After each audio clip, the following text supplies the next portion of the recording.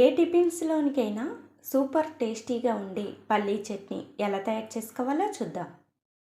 Mixie jar తీసుకొని 1 cup వేయించి పొట్టు తీసిన పల్లీలు వేసుకోండి.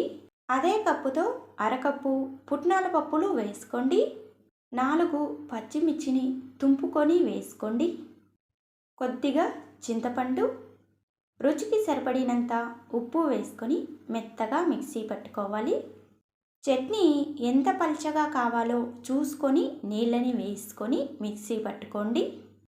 చట్నీని బాగా మెత్తగా మిక్సీ పట్టుకొని ఒక గిన్నెలోకి వేసుకోవాలి.